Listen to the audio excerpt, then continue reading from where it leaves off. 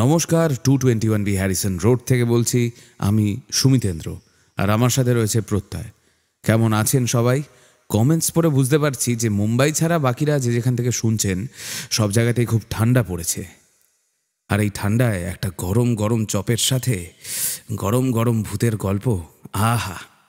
আজকে আপনারা শুনবেন লেখক সুকান্ত দাসের কলমে কাঠপোলের ডাকিনী। আমাদের রেগুলার আপডেট পেতে ডেসক্রিপশন বক্সে দেওয়া লিঙ্ক থেকে আমাদের হোয়াটসঅ্যাপ চ্যানেলটা ফলো করুন, আর তালদিঘির চ্যানেলটাও ফলো করতে ভুলবেন না সাথে। ভাবুন তো, এই শীতে একটা নির্জন ফাঁকা রাস্তা দিয়ে একা হেঁটে হেঁটে যাচ্ছেন, চারিদিক অন্ধকার, আকাশে চাঁদ, আর ইয়ারফোনে 221B হ্যারিসন রোড। তাহলে আর কথা না বাড়িয়ে শুরু করি আজকের গল্প।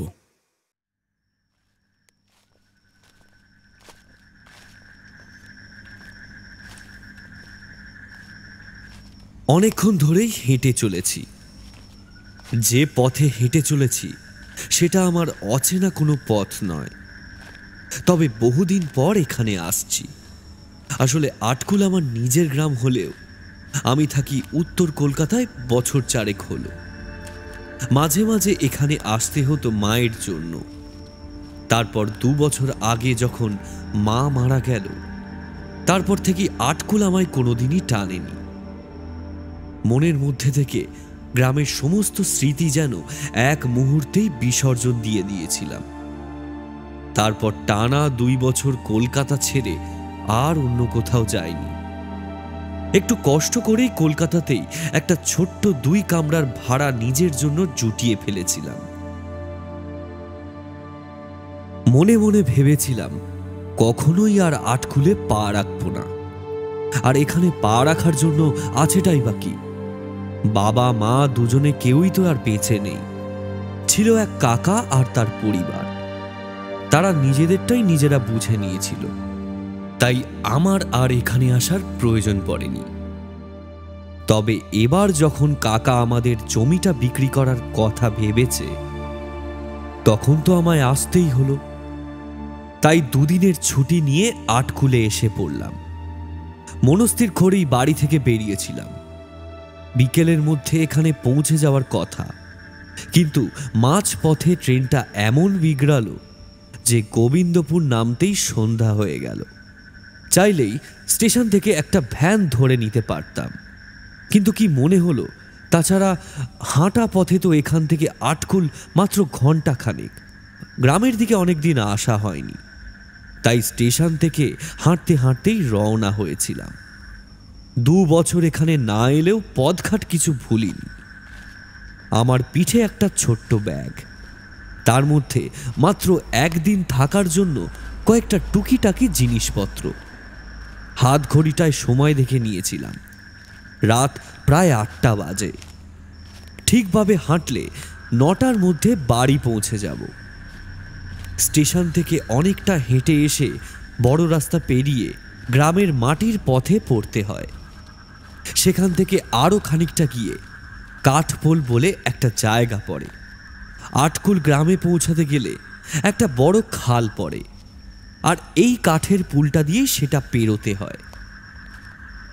খালটা চওড়ায় 40-50 ফুটের বেশি নয়, কিন্তু রাস্তা থেকে অনেকটা নিচে। দুধারের ঢালু পার প্রায় 1-1.5 তলা বাড়ির মতো নিচে নেমে গেছে খালের জলে। হাঁটতে হাঁটতে মনে হলো হাঁটাহাঁটির অভ্যেসটা এখন আর নেই। এই নরম শীতেও হেঁটে যেতে বেশ কষ্টই হচ্ছে। উফ, কি কুক্ষণেই যে হেঁটে যাওয়ার কথা ভেবেছিলাম। এসব ভাবতে ভাবতে আরো খানিকটা হেঁটে আসতেই কাঠপোলের কাছে এসে পড়লাম। ছোটবেলায় এই কাঠের পুলে কতবার এসেছি। চারপাশটা ফাঁকাই বলা চলে। আকাশে চাঁদের আলো রয়েছে। সেই চাঁদের আলোয় কাঠের পুলটাকে দূর থেকে দেখে একবার থমকে দাঁড়ালাম। এই ফ্যাকাশে আলো মাখা ঝাপসা ছবিটার মধ্যেই যেন ছোটবেলার রঙিন স্মৃতি চোখের সামনে জল জল করে উঠল। কিছুক্ষণ একভাবে আমি চুপ করে দাঁড়িয়ে রইলাম। গা ঝাড়া দিয়ে হেঁটে আরো খানিকটা এগিয়ে গেছি। ঠিক তখনই মনে হলো কাঠের পুলটার উপরে কে যেন দাঁড়িয়ে রয়েছে। চাঁদের আলোয় এতটা দূর থেকে স্পষ্টভাবে দেখা না গেলেও যে দাঁড়িয়ে রয়েছে সেটা যে একটা মেয়ে সেটুকু বুঝতে পারলাম। আর কয়েক পা হেঁটে সামনের দিকে এগোতে যাব তখন আরও একটা ব্যাপার অনুভব করতে পারলাম। সেই মেয়ে মানুষটার দিক থেকে একটা কান্নার শব্দ ভেসে আসছে, যেন মেয়েটা গুমড়ে গুমড়ে কেঁদে চলেছে। কাঠের পুলের দুপাশে উঁচু করা বাঁশ দিয়ে রেলিং করা রয়েছে। সেই রেলিংটা দু হাত দিয়ে ধরে মেয়েটা একভাবে নিচে জলের দিকে তাকিয়ে কেঁদে চলেছে। চারপাশে কোথাও কিছু নেই। হঠাৎ করে এই ব্যাপারটা দেখে মনের মধ্যে একটা কথা ধর্মর করে উদয় হলো, যেন এত রাতে ওই মেয়েটা কাঠের পুলের ধারে কি করছে। আমি যতদূর জানি এই জায়গার আশেপাশে তো কোনো ঘরবাড়ি নেই। এখান থেকে মিনিট 10 হেঁটে যাওয়ার পর গ্রামের বসতি শুরু হয়েছে। যদিও আজকাল যে হারে ফাঁকা জায়গা জঙ্গল কেটে বাড়িঘর তোলার প্রচেষ্টা চলেছে, তাতে আশেপাশে দু একটা বাড়িঘর ব্যাঙের ছাতার মতো গজিয়ে ওঠার সম্ভাবনা থাকলেও এত রাতে একটা মেয়ে এখানে কেন? আচ্ছা, এমন কোনো ব্যাপার নয় তো যে এই মেয়েটা এত রাতে বাড়ির লোককে ফাঁকি দিয়ে এখানে এসেছে? অনেকবার শুনেছি এই কাঠের পুল থেকে নিচে খালের জলে ঝাঁপিয়ে পড়ে অনেকেই মারা গেছে। খালটা বেশ গভীর। আমাদের এই গ্রাম এবং আশেপাশের আরও 4-5টা গ্রামের পাশ দিয়ে বয়ে গেছে এই খাল। খালটা চওড়ায় খুব বেশি বড় না হলেও লম্বায় অনেক বেশি। কথাটা মনে হতেই তাড়াতাড়ি সামনের দিকে 2 পা হেঁটে পুলের এক মাথায় পৌঁছে গলা চড়িয়ে বললাম, এই যে দাঁড়ান দাঁড়ান, কি করছেন আপনি? আমার গলা শুনেই বোধহয় মেয়েটার কান্না থেমে গেল। মুখ তুলে মেয়েটা আমার দিকে ঘুরে তাকালো। চাঁদের আলো তার মুখে গিয়ে পড়েছে। সুগঠিত দেহ, সুশ্রী মুখ, এখনো যৌবনের লালিত্য হারায়নি। মুখে চোখে একটা সংযত ভাব। অপরূপ সুন্দরী না হলেও তার সৌন্দর্যটাকে অগ্রাহ্য করা যায় না। মাথার চুল অল্প হাওয়ায় পেছনের দিকে উড়ে যাচ্ছে। আমি খানিকটা সাহস পেয়ে তাড়াতাড়ি পুলের উপরে উঠেই এগিয়ে গেলাম। কাঠের পুলের উপর একবার মচমচ করে শব্দ হলো। অনেক দিনের পুরনো পুল। বছর 2 আগে যখন এসেছিলাম তখনই শুনেছিলাম এটা ভেঙে পড়ার মতো হয়ে এসেছে। পাশে আরও একটা নতুন কংক্রিটের পাকা পুল করার কথা। এখনো সে কাজ শুরু হয়নি। মেয়েটা কিন্তু আমার দিকে মুখ একবার তুলেই আবার তাকিয়েছে জলের দিকে। আমি আরো কয়েক পা এগিয়ে গেলাম। মেয়েটা পুলের একদম মাঝামাঝি জায়গায় দাঁড়িয়ে রয়েছে। আরো খানিকটা এগিয়ে গিয়ে বললাম, কি ব্যাপার বলুন তো, মুখে কথা নেই কেন? আর এত রাতে আপনি এখানে ঠিক কি করছেন? কিছু ভালো মন্দ করার আবার? মেয়েটা আমার দিকে না তাকিয়ে সেখান থেকেই একটু রাগী গলায় বলে উঠল, যদি সেটা করতে এসেই থাকি তাহলে তাহলে আপনার কি? তার কথা শুনে ভারী রাগ হলো। মেয়েটা আত্মহত্যা করতে এসেছে সেটা তো নিশ্চিত হওয়া গেল, কিন্তু এখন আমার কি করা উচিত? এগিয়ে গিয়ে মেয়েটাকে বাঁচানোর চেষ্টা করব, কিন্তু তাড়াতাড়ি এগিয়ে যেতে গেলে যদি মেয়েটা জলে ঝাঁপিয়ে পড়ে? বুঝতে পারলাম ওভাবে হবে না। মেয়েটাকে কথায় ভুলিয়ে শান্ত করতে হবে। তাই আবার বললাম, দেখুন, আপনার কি হয়েছে তা আমি জানি না, তবে তবে এভাবে নিজেকে শেষ করে দিয়ে তো সব সমস্যার সমাধান হয় না, তাই না? মশাই, জানতো এখান থেকে যত সব গায়ে পড়া। আমি কি করব বলুন তো? আমার সাথে যা হয়েছে তারপর তারপরে আর নিজের মুখ দেখাবার মতো জায়গা যে আমি কোথাও পাবো না। মেয়েটা তখনও জলের দিকে তাকিয়ে রয়েছে। আমি হাঁটতে হাঁটতে তার একদম 5 হাতের মধ্যে পৌঁছে গেছি। হঠাৎ করে যেন আশেপাশের চাঁদের আলোটা সামান্য কমে আসছে। মেয়েটাকে আমি এবার আবছা আবছা দেখতে পাচ্ছি। আমি শান্ত গলাতেই বললাম, আরে না না, গায়ে পড়ার ব্যাপার নয়, আমায় বলুন আপনার কি হয়েছে, যদি আমি আপনার কিছু সাহায্য করতে পারি। মেয়েটা এবার আমার দিকে মুখ তুলে তাকালো। বুঝতে পারলাম চাঁদের আলোয় তার চোখের কাছে যেটা চিকচিক করতে দেখেছিলাম সেটা জলের বিন্দু। সেই জল বেয়ে বেয়ে তার গাল থেকে নেমেছে। অমন রূপসী একটা মেয়ের চোখে জল দেখে অকারণেই বুকের ভেতরটা কেমন যেন করে উঠল। এই মেয়েটা হয়তো কোনো বাড়ির মেয়ে, কারোর বোন অথবা কারোর বউও হতে পারে। মাথায় সিঁদুর আছে কিনা সেটা খেয়াল করতে পারলাম না। এত রাতে এমনভাবে সে এখানে এসে পড়েছে, তার বাড়ির লোকেরা হয়তো তাকে এতক্ষণে খোঁজাখুঁজি শুরু করে দিয়েছে। তার একদম কাছে গিয়ে পড়তেই একটা সুন্দর গন্ধ যেন কোথা থেকে ভেসে এলো। আমি সেই গন্ধটাকে পাত্তা না দিয়ে বললাম, কি হয়েছে বলুন তো, আমায় সব খুলে বলুন। তারপর যদি আপনার মনে হয় আপনি আত্মহত্যা করবেন তাহলে করবেন, তখন আমি আর আটকাবো না। মেয়েটা বাঁশ ছেড়ে আমার দিকে ঘুরে দাঁড়ালো। তারপর একটু রাগী গলায় বলল, আমায় যখন আটকাবেন না তাহলে আমায় দেখে দাঁড়ালেন কেন? পাশ দিয়ে চলে গেলেই তো পারতেন। ভারী আশ্চর্য তো, এই মেয়ে বলে কি? এই অন্ধকারে এমন জনমানবহীন জায়গায় একটা মেয়ে দাঁড়িয়ে থাকবে আর তাকে জিজ্ঞাসা করব না? আরে বাবা, আপনি সব পুরুষ মানুষ সমান। একটা মেয়েকে একা দেখতে পেয়েছে কি? এবার কথাটা শুনে কেমন যেন মাথা গরম হয়ে যাওয়ার উপক্রম হলো। মেয়েটা আমায় কি ভেবেছে? রাতের বেলা একটা মেয়েকে একা দেখে বিপদে পড়ে সাহায্য করতে এগিয়ে এসেছি, আর সেই কিনা আমায় এমন... দেখুন, আপনাকে এভাবে দাঁড়িয়ে থাকতে দেখে আমি সাহায্য করতে এসেছিলাম, আর আপনি তো তখন থেকেই উল্টোপাল্টা ভেবে যাচ্ছেন। ঠিক আছে, মরবেন যখন শেষবারের জন্য না হয় একবার কারণটা বলেই মরতেন, এইটুকুই খালি প্রত্যাশা ছিল। যাক, আপনার কিছু বলার নেই যখন, শান্তিতে মরুন। বলেই আমি সামনের দিকে হন হন করে হাঁটতে আরম্ভ করলাম। ওই মেয়েটাকে পেরিয়ে দুপা সামনের দিকে এগিয়ে এসেছি। মেয়েটা আরও একবার শব্দ করে কেঁদে উঠল। তারপর বলল, এত রাতে একা এই পুলের ওপর দাঁড়িয়ে আছি, আর আপনি সেটা দেখেও চলে যাচ্ছেন। বাড়ে, এ তো আচ্ছা মুশকিলে পড়া গেল। তাকে বারণ করতে গেলেও কথা শুনতে হচ্ছে। আবার যেই চলে যাচ্ছিলাম অমনি তার কথা আবার শুরু হয়েছে। এবারে ঘুরে তার দিকে ফিরে বললাম, আচ্ছা আচ্ছা, আমার ভুল হয়েছে, এবার আপনি বলুন কি হয়েছে, আপনার বাড়ি কোথায়? আশেপাশে তো কোনো বাড়িঘর আছে বলে তো অন্তত আমি জানি না, এখন হয়ে থাকলে অবশ্য বলতে পারবো না।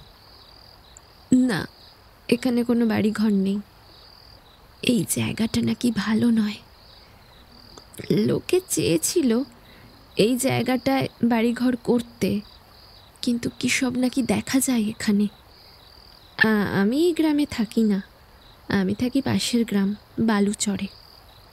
একটা কথায় আমি অবাক হয়ে গেলাম। মেয়েটা এত রাতে একা একাই এই চত্বরে এসে এই নির্জন কাঠের পুলটার উপর দাঁড়িয়ে আছে। পাশের গ্রাম বালুচর। সে এখান থেকে প্রায় 3-4 ক্রোশের পথ।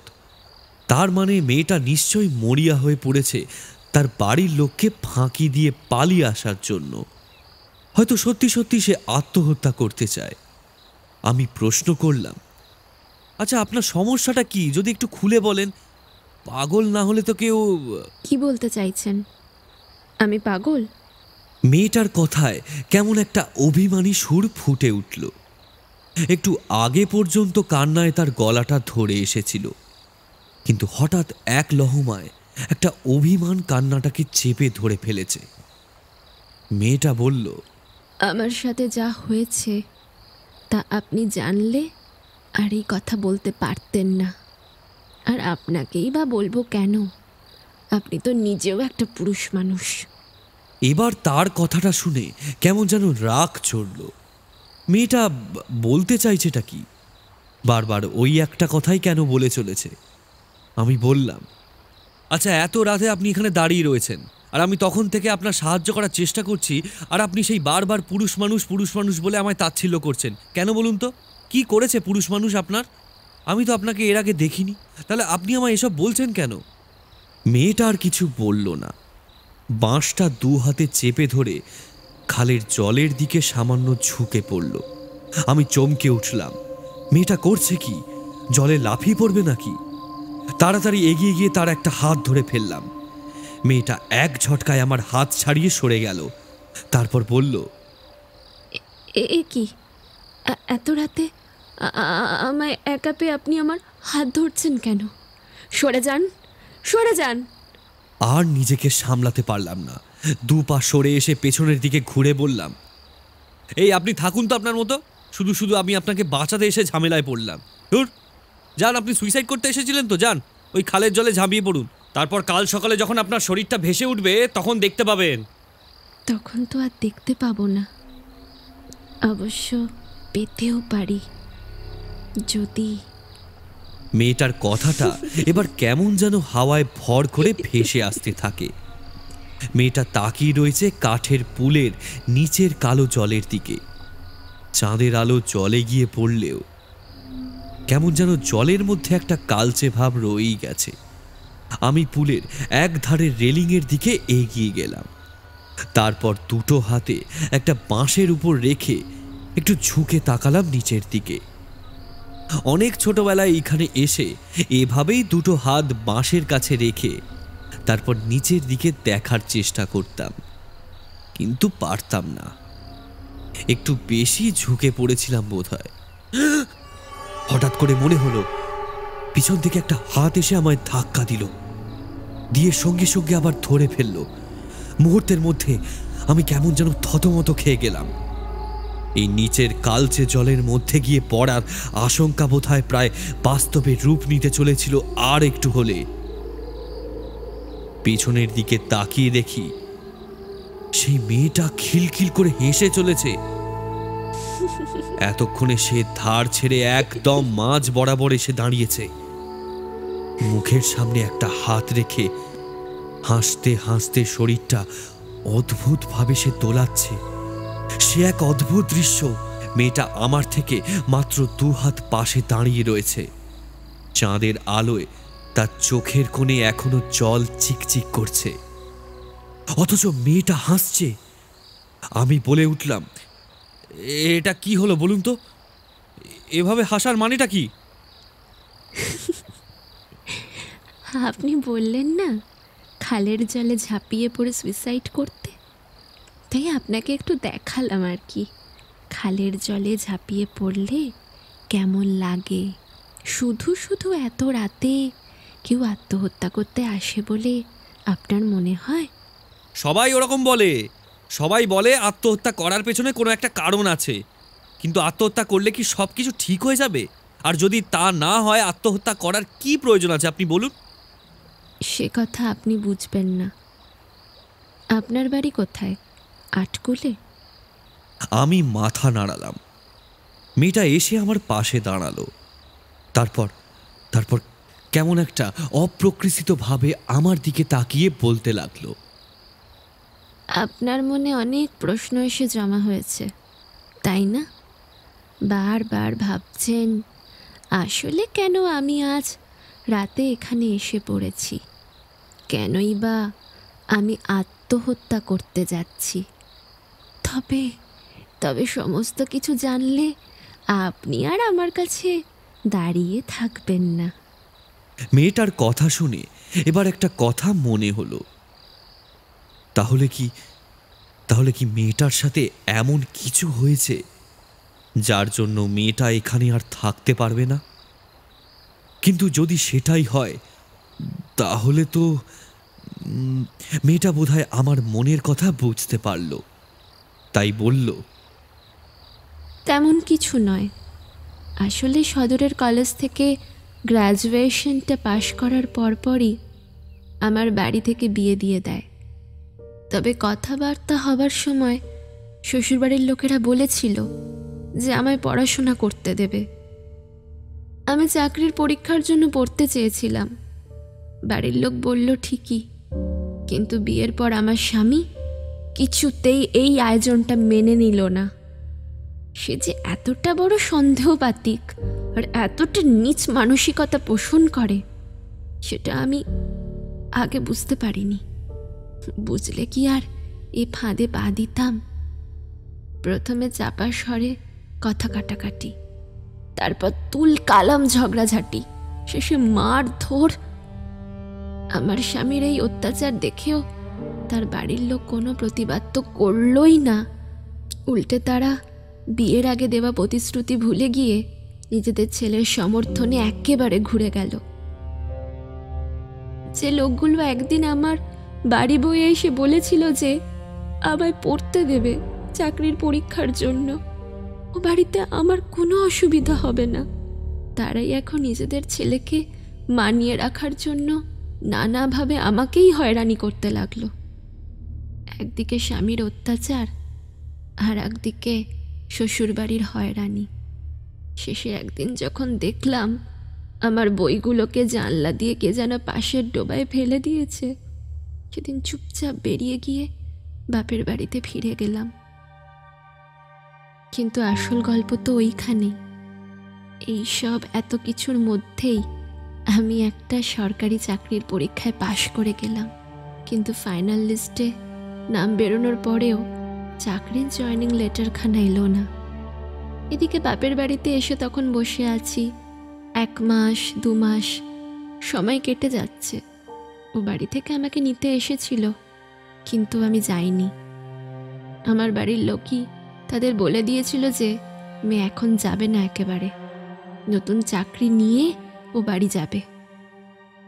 কিন্তু 5-6 মাস কেটে যাবার পরেও যখন কোনো নিয়োগপত্র আমার হাতে এলো না, তখন আমার নিজের বাড়ির লোকেরা একদিন আমাকে ডেকে বলল যে এইভাবে তোমাকে তো আর বাড়িতে বসিয়ে রাখা যায় না, আর 1 মাসের মধ্যে নিয়োগপত্র না পেলে আমার শ্বশুর বাড়ি ফিরে যেতে হবে।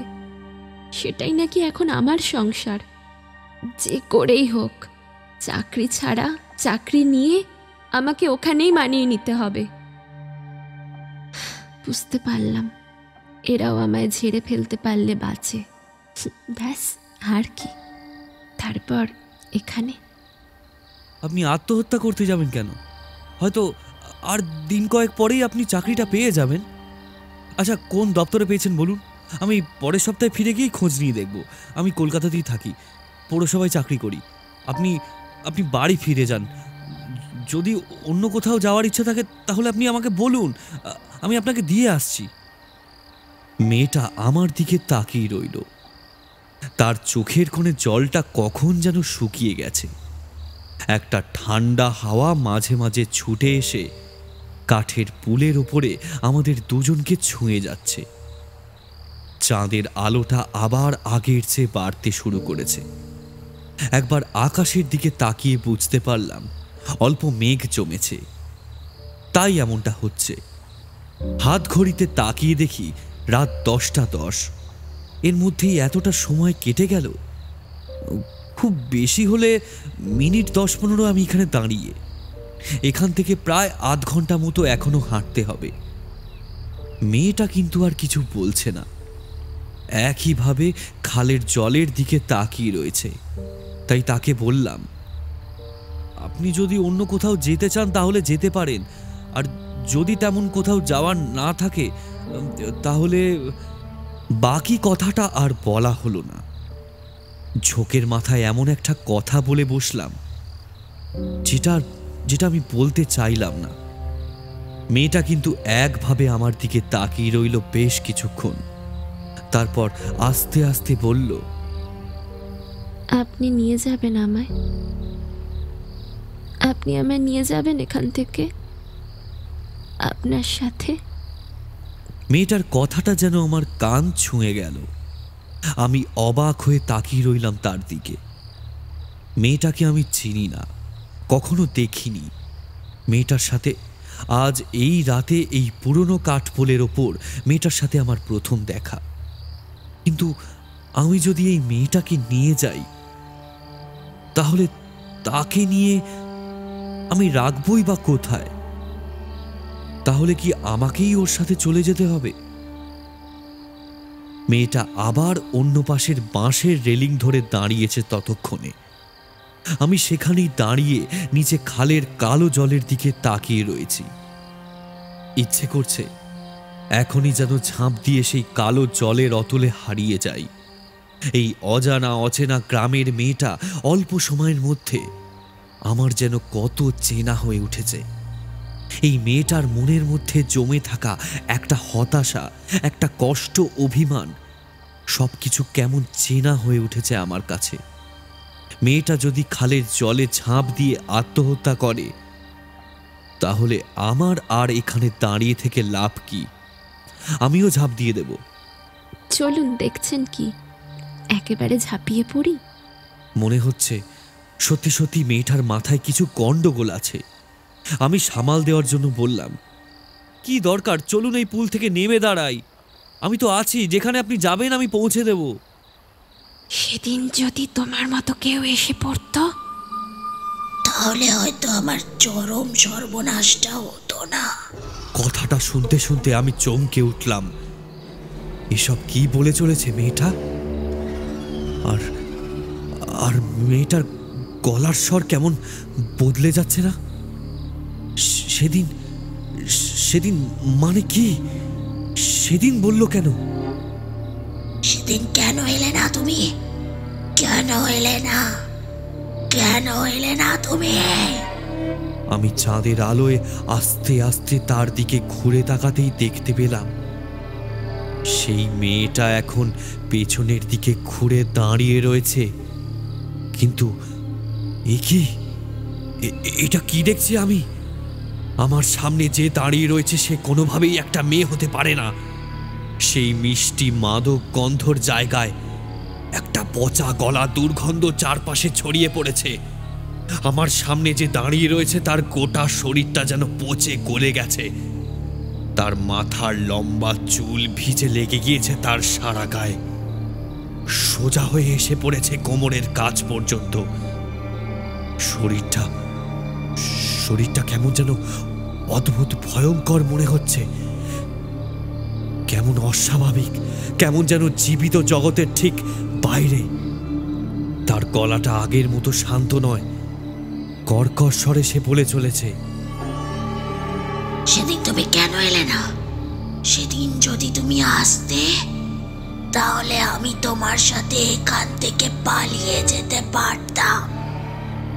কিন্তু আজ যখন এসেছো, চলো চলো এবার আমার সাথে নিয়ে যাব তোমাকে ওই নিচে, ওই জলের গভীরে। চলো চলো, তোমাকে আজ নিয়ে যাব, চলো।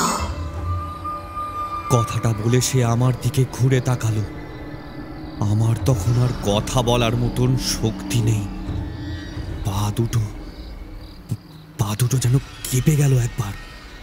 নিজেকে সামলানোর জন্য দুটো হাত দিয়ে কোনো রকমে বাঁশের রেলিংটা আঁকড়ে ধরে দাঁড়ালাম। তাও পা দুটো ভয়ে ঠক ঠক করে কাঁপছে। চাঁদের আলোয় তার মুখটাকে ভালোভাবে দেখা না গেলেও দেখতে পাচ্ছি তার দুটো সাদা চোখ। মুখের এক পাশ থেকে গলে গলে পড়ছে মাংস। সেই ভয়ঙ্কর মূর্তিটা সেই একই কথা বলতে বলতে সেভাবেই আমার দিকে এগিয়ে আসতে লাগলো। কেন এলি না তুই সেদিন? তোর মতো ভালো কোনো পুরুষ মানুষ সেদিন কেন এলো না আমার কাছে? কেন আমায় বাঁচাতে এলি না? এবার আয়, আয় আমার কাছে, আয় আয়, যাবি, আয় আমার সাথে। আমার তো তখন ভয়ে কথা বলার মতো অবস্থা ছিল না। যে মেয়েটাকে একটু আগে একটু সহানুভূতির চোখে দেখতে শুরু করেছিলাম, মনে মনে এ কথা ও কথা ভেবে ফেলেছিলাম, কিন্তু এখন বুঝতে পারছিলাম সেসব তুই ওদের মতোই। হ্যাঁ, তুই ওদের মতো।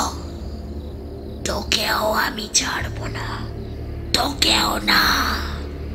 হঠাৎ করেই মনে হলো পায়ের সমস্ত শক্তি যেন ফিরে পেয়েছি, আর এক মুহূর্ত অপেক্ষা না করে কাঠের পুলের ওপর দিয়ে কোনো রকমে দৌড়তে শুরু করলাম। পেছন থেকে আবার সেই একটা কাতর মেয়েলি গলা আগের মতোই শান্তভাবে বলল, যেও না, আমায় এভাবে একা রেখে চলে যেও না, ফিরে এসো, ফিরে এসো বলছি, ফিরে এসো। আমি সেসব অগ্রাহ্য করে তাড়াতাড়ি দৌড়াতে লাগলাম সামনের দিকে। কাঠের পুলটা যেন আর শেষ হতে চায় না, চাঁদের আলোটাও কেমন ঝাপসা হয়ে আসছে আস্তে আস্তে। আয়, আয় আমার কাছে, আয়, আয়, যাবি, আয় আমার সাথে। দুটো চোখ যেন মাঝে মাঝে বন্ধ হয়ে আসতে চাইছে, যেন এক মায়াবী অশুভ শক্তি আমায় তার বাঁধনে চিরকালের মতো আটকে দিতে চাইছে। তাও তার মধ্যে একবার পেছনের দিকে তাকালাম, সেই অপার্থিব প্রেত মূর্তি হাওয়ায় ভর করে আমার দিকে এগিয়ে আসছে। যতটা জোরে দৌড়ানো যায় দৌড়াতে শুরু করলাম। কাঠপোল পেরিয়ে গ্রামের রাস্তা ধরে চিৎকার করতে করতে ছুটতে লাগলাম সামনের দিকে। মনে আছে শেষবার খালের জলে কিছু একটা পড়ে গিয়েছিল, তেমনই একটা শব্দ শুনতে পেয়েছিলাম। তারপর কিছুই মনে নেই। সেই 2 বছর আগে এখানে এসেছিলাম, সেই আধো অন্ধকারে বাকি পথটা যে কিভাবে আমাদের পুরনো বাড়ি পর্যন্ত পৌঁছেছিলাম তা মনে নেই।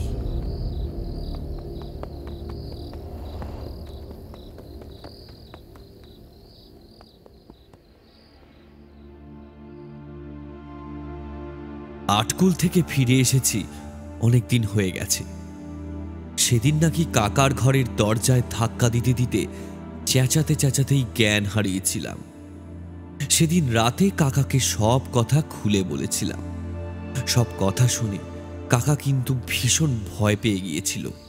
বলেছিল, আজ থেকে প্রায় বছর খানেক আগে এমন একটা ঘটনা পুরনো কাঠপোলের কাছে ঘটেছিল বটে। পাশের গ্রাম বালুচরেরই বামুন ঘরের মেয়ে ওই কাঠপোল থেকে নাকি লাফ দিয়ে আত্মহত্যা করেছিল এক রাতে। বাড়ি থেকে বেরিয়ে গিয়েছিল মেয়েটা, তারপর আর খুঁজে পাওয়া যায় না। দিন 3 পরে একটা পচা গলা দেহ ওই কাঠপোলেরই নিচ থেকে ভেসে ওঠে।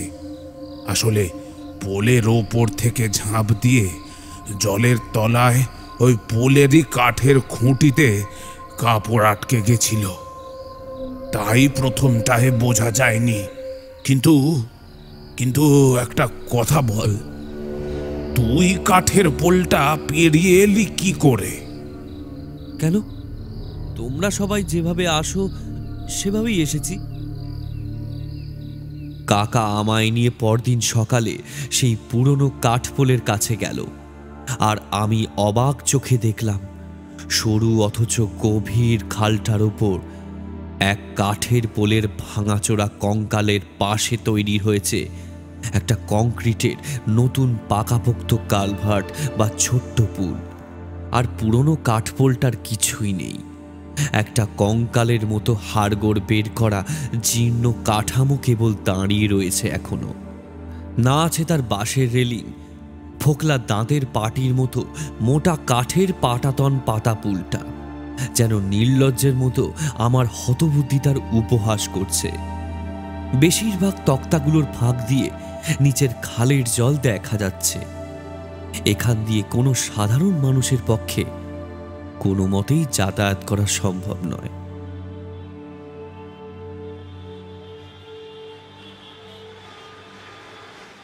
হাওড়া থেকে বাস ধরে বেনিয়াটোলার দিকে বাড়ি ফিরছি। মনে মনে গোটা ঘটনাটা এখনো ঘুরপাক খাচ্ছে। সে রাতের ভয়টা আস্তে আস্তে মন থেকে মুছে যাচ্ছে, কিন্তু পরের দিন সকালের কথাগুলো মনে পড়লেই যেন অতল বিস্ময় তলিয়ে যাচ্ছি বারবার। এ জীবনে বোধহয় আর ঠাঁই মিলবে না তার।